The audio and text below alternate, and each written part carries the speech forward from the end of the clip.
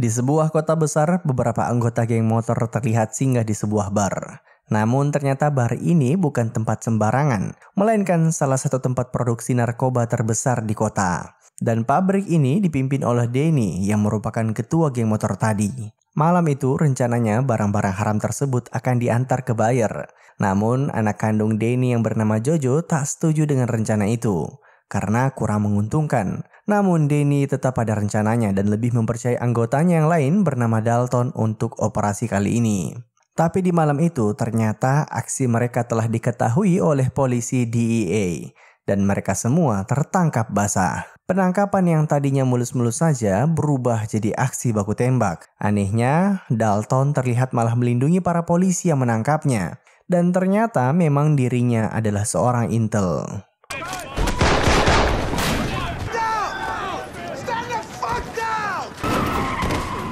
Denny dan putranya berhasil kabur, namun Dalton mengikutinya dari belakang menggunakan motor. Jalanan telah dikepung oleh para polisi.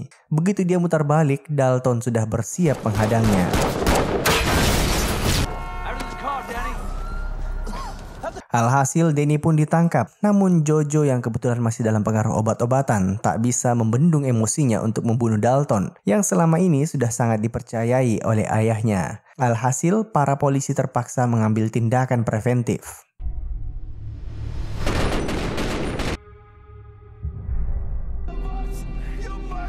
Di ujung penangkapan, Denny berjanji suatu saat ia akan memberikan pembalasan yang setimpal. Sedangkan Dalton sendiri hanya terlihat agak kesal karena Jojo tak bisa ditangkap hidup-hidup. Waktu menunjukkan 2 tahun kemudian, di kota kecil yang sangat damai terlihat seorang anak gadis bernama Maddie yang asik bermain di halaman sekolah. Tiba-tiba seorang anak laki-laki yang mukanya agak menjengkelkan mengganggunya. Maddie berusaha memperingatkannya namun tak digubris. Bukannya menangis, Maddie ternyata cukup jago dalam bela diri.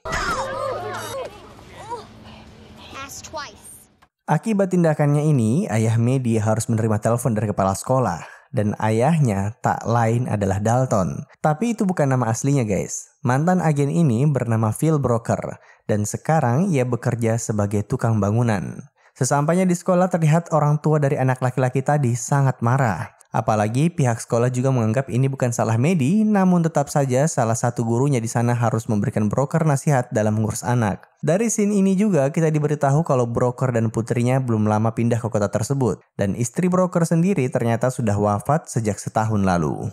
Singkat cerita, saat di parkiran, ibu dari anak laki-laki tadi yang bernama Casey tak berhenti mengompori suaminya agar memberikan Broker dan putrinya sebuah pelajaran. Seperti yang kita duga, hasil akhirnya kita akan melihat si botak overpower ini beraksi.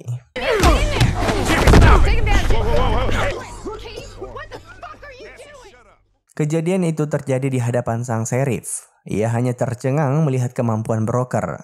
Di lain sisi, Casey bukannya kasihan sama suaminya yang habis dibanting, malah ngoceh-ngoceh dan berencana melanjutkan pembalasan dendamnya. Film kemudian memperlihatkan beberapa anak muda yang sedang asik berpesta ganja. Namun tiba-tiba seorang pria paruh baya bernama Gator mendatangi mereka dan mematahkan salah satu betis dari anak tersebut. Gator memperingati mereka agar berhenti mengisap ganja, terutama di kota yang mereka tinggali ini. Saat Gator balik ke rumahnya, di sana adik perempuannya telah menunggu dan tak lain adalah Casey. Malam itu ia meminta bantuan ke kakaknya untuk memberi Broker beberapa pelajaran demi membalaskan dendamnya. Walaupun awalnya Gator terlihat menolak tawaran tersebut, tapi ujung-ujungnya ia tak bisa menolak karena itu permintaan adiknya sendiri. Tapi yang lebih mengejutkan, Gator dan Casey ini adalah seorang pemakai. Tindakannya tadi yang so alim di hadapan anak-anak remaja ternyata hanya demi mengamankan lokasi operasinya. Keesokan harinya, Broker yang tak biasa merawat anak meminta bantuan ke salah satu guru Maddie yang dekat dengannya. Ia meminta bantuan terkait rencana perayaan ulang tahun Maddie yang tak lama lagi. Di ujung percakapan, guru Maddie sebagai warga asli kota tersebut memperingatkan Broker kalau tabiat orang-orang asli sana tuh pendendam. Dan tindakan Broker kemarin sudah menjadi buah bibir. Bisa saja menjadi bumerang baginya jika ia tak mengambil tindakan. Maka dari itu, pulang dari sana, Broker langsung singgah ke tempat kerja suami Casey. Di sana, ia meminta maaf dengan tulus dan berharap silaturahmi bisa kembali terjalin. dan permintaan maaf tersebut diterima baik oleh suami Casey.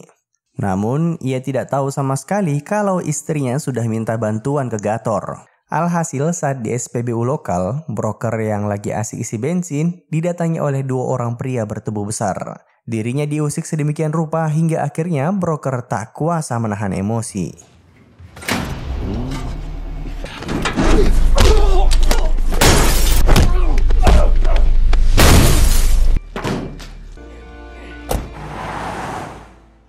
Dari sana broker menjemput anaknya yang pulang sekolah. Namun di tengah perjalanan balik ke rumah, sang sheriff memberhentikannya di tengah jalan akibat isu perkelahian tadi. Terlihat ia semakin penasaran siapa sebenarnya broker. What are you, son? Don't need to know. Di lain sisi, Gator yang mengetahui anak-anak buahnya telah dikalahkan dengan sangat mudah memutuskan untuk turun tangan dalam membalaskan dendam adiknya. Diam-diam, sore itu saat broker dan putrinya lagi asik berkuda, ia berhasil masuk ke rumahnya. Di sana dengan sangat tenang, ia berhasil menyusup masuk dan menyisiri satu demi satu ruangan di dalamnya. Di saat broker sedang fokus ngobrol dengan putrinya yang terlihat sangat sedih sejak kehilangan ibunya, disitulah Gator berhasil masuk ke sebuah ruangan basement. Di sana ia menemukan dus tumpukan berkas yang ternyata salah satunya berisikan file-file rahasia terkait masa lalu broker saat masih menjadi agen rahasia. Sebelum ia cabut dari sana, Gator juga mengambil kucing peliharaan putri broker.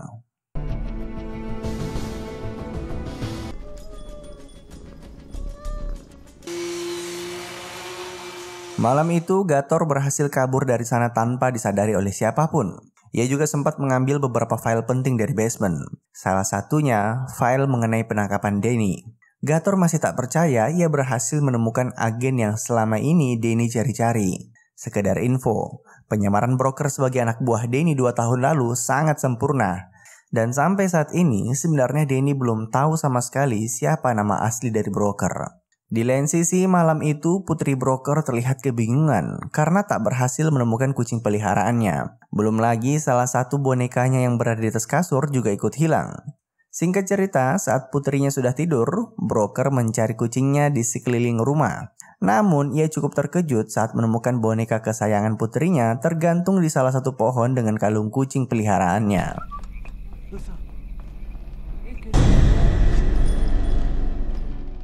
Nah, kita kembali ke Gator dulu yang setelah mengetahui rahasia dari broker memutuskan untuk menyusun sebuah rencana, di mana keesokan paginya ia meminta pacarnya yang bernama Cheryl untuk datang ke tempatnya. Di sana ia pun menyampaikan strateginya, di mana Gator meminta Cheryl bertugas sebagai perantara dan menemui pengacara Danny yang biasa mabuk di salah satu bar.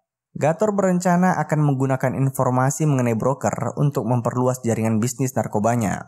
Jika Danny mau tahu di mana keberadaan Dalton aka broker, maka ia harus sepakat menjadikan Gator sebagai salah satu suppliernya. Soalnya selama ini Gator sudah berhasil memproduksi ratusan kilo narkoba, namun kesulitan untuk mendistribusikannya. Tak butuh waktu lama, si pengacara itu pun menyampaikan tawaran tersebut ke Danny. Take care of this for me. Nah, broker sendiri sampai saat ini masih mengira kalau suami Casey lah yang diam-diam masuk ke rumahnya kemarin. Makanya ia mendatangi tempat kerjanya dan mengancam agar kucingnya segera dikembalikan. Suami Casey juga yang sudah ketakutan terpaksa mengiyakan permintaan broker walaupun sebenarnya masih tak paham apa yang sudah terjadi. Broker baru sadar kalau itu ulah dari Gator saat teman kerjanya yang bernama Tido bercerita soal orang-orang kota yang membicarakannya. Kebetulan ia warga asli sana. Tido bilang tak mungkin orang seperti suami Casey yang menyelinap masuk ke rumahnya karena ia terkenal pengecut. Namun beda cerita kalau itu Gator. Tido kayaknya orang yang lumayan suka nguping karena bisa tahu di mana alamat Gator, bahkan bisnis haram apa yang sudah ia jalani selama ini. Singkat cerita, di lain sisi Cheryl berhasil mengatur sebuah pertemuan di mana tak lama kemudian salah satu pimpinan terkejam anggota geng Danny bernama Cyrus muncul untuk melakukan negosiasi. Di saat anggota Danny sudah mulai bersiap-siap membalaskan dendamnya, broker sendiri masih sibuk merayakan pesta ulang tahun Maddie. Terlihat Casey dan putranya juga turut hadir di acara tersebut karena beberapa hari sebelumnya ia berhasil membujuknya untuk ikut. Malam itu, Gator yang melihat adiknya sudah mulai berbaikan dengan broker memutuskan untuk memperingatinya agar menjaga jarak karena sebentar lagi rencananya akan dimulai. Namun, Casey sendiri ternyata masih tak bisa mengendalikan dirinya dalam menggunakan narkoba. Makanya walaupun sudah berbaikan sama broker, dia nggak peduli terkait hal itu. Yang penting kakaknya ngasih barang tambahan. I need a favor. Man, I need you to stop giving that shit to my wife.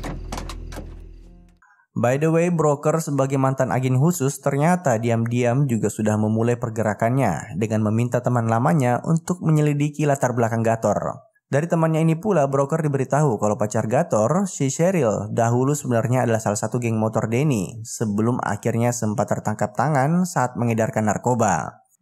Maka dari itu, tanpa basa-basi, keesokan paginya broker mendatangi kafe di mana Gator biasa sarapan. Tanpa ragu-ragu, ia juga menyindir Gator sebagai orang yang telah memasuki rumahnya dan berjanji akan menghabisinya jika kejadian itu kembali terulang. Tapi Gator ini orangnya kepala batu. Terlihat ia masih saja berusaha merendahkan broker. Cheryl sendiri yang duduk di situ terlihat sangat gugup karena sedang merencanakan sesuatu. Alhasil, untuk memberikannya sebuah pelajaran, pas pulang dari kafe tersebut, broker memutuskan untuk singgah ke rumah tempat produksi narkoba milik Gator. Sebagai mantan agen khusus yang pernah menangani kasus narkoba terbesar, membuat broker sangat lihai menemukan tempat produksi dan penyimpanan rahasia barang haram milik Gator. Dengan cerdas, menggunakan bahan-bahan sederhana di sana, broker membuat beberapa jebakan untuk memusnahkan tempat tersebut. Sehingga nanti seakan-akan itu semua terjadi akibat sebuah kecelakaan. Kalau lihat scene ini, Mimin jadi teringat film The Mechanic ya.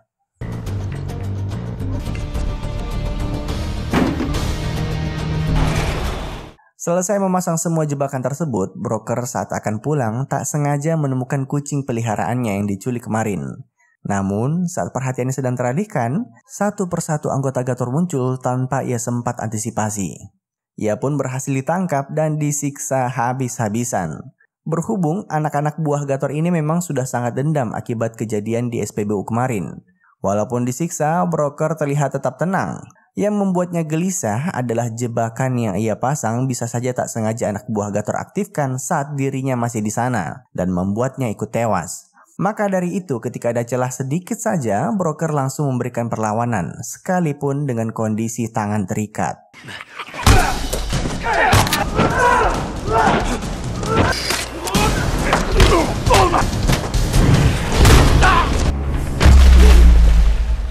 Gator sendiri siang itu sedang menemui Cyrus di pinggir danau. Rencananya sebentar malam mereka langsung mengeksekusi broker. Namun setelah memberitahu Cyrus di mana posisi rumah broker, dirinya bilang dia tak akan ikut, melainkan akan ke bar di pusat kota sebagai alibinya nanti jika broker ditemukan tewas di rumahnya. Tapi untuk memastikan kebenaran perkataannya, ia memaksa Cheryl tetap harus ikut sebagai penunjuk jalan.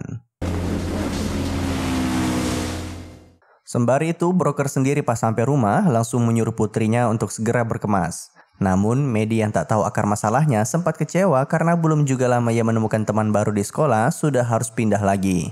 Tak lama kemudian, Tido juga datang ke sana untuk mengangkut kuda-kuda peliharaan broker yang berada di kandang belakang. Sayangnya, belum lama mereka packing dan sebagainya, Cyrus dan rombongannya sudah tiba duluan di lokasi.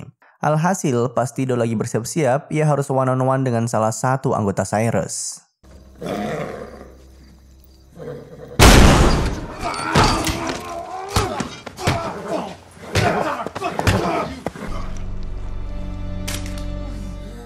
Tido pun berhasil memenangkan pertarungan dan segera ke parkiran untuk membunyikan klakson mobil sebagai tanda buat broker kalau mereka telah diserang. Tentu saja hal itu menarik perhatian pasukan Cyrus dan Tido pun terkena tembakan. Broker sendiri segera menyuruh putrinya bersembunyi di basement, sembari segera mencoba menghubungi polisi. Sedangkan dirinya langsung bersiap-siap mengeluarkan berbagai senjata simpanannya. Sayangnya, posisi persembunyian Maddie kurang bagus, karena yang ada dirinya malah berdekatan dengan beberapa anggota Cyrus yang siap-siap mendobrak dari pintu depan.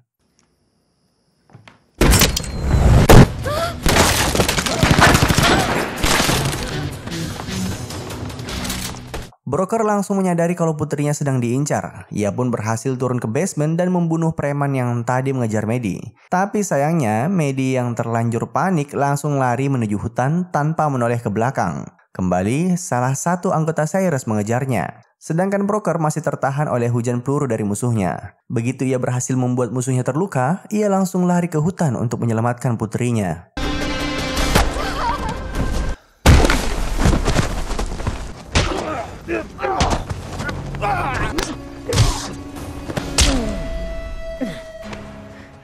Maddie kebetulan lari ke arah danau. Di sana ia bertemu dengan Cheryl. Ia pun langsung dipaksa untuk naik ke kapal demi menyelamatkannya dari pasukan Cyrus yang tanpa ia ketahui sebenarnya sudah dihabisi oleh broker. By the way, sebenarnya Cheryl ini sejak awal kurang setuju kalau putri broker ikut dibunuh dalam rencana ini.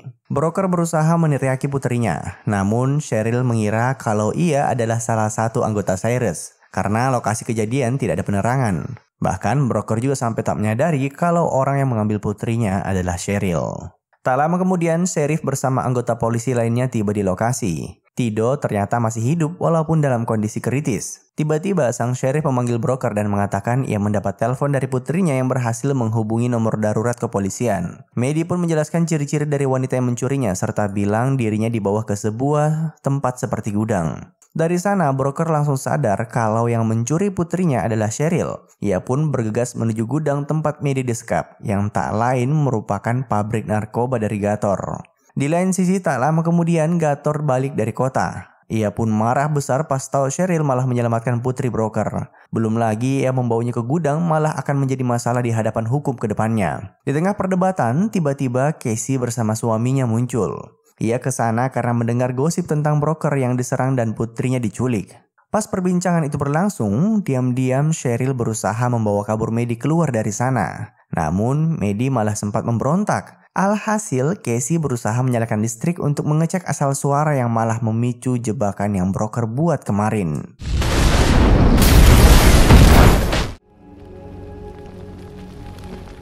Melihat pabriknya hancur lebur, Gator kini tak bisa lagi menahan emosinya dan memutuskan untuk membawa lari Maddie. Casey berusaha menahannya, tapi yang ada malah ditembak oleh kakaknya sendiri. Maddie pun dibawa pergi dari sana dan untungnya pas banget sama broker juga yang baru tiba di lokasi. Ia pun langsung berhasil mengejar kendaraannya dari belakang.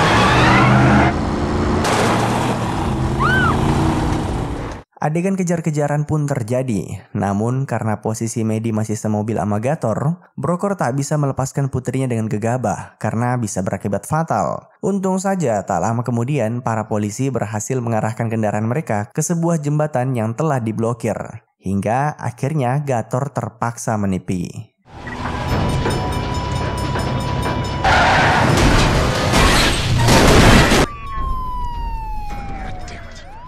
Broker sempat tak sadarkan diri akibat kecelakaan tikungan tadi. Gator sebenarnya sudah ingin menghabisinya, namun Maddie tak berhenti berteriak dan mendekati ayahnya. Sang Sheriff sendiri dari kejauhan sudah siap menembakkan snipernya. Untung saja, tak lama kemudian broker kembali tersadar setelah mendengar suara putrinya.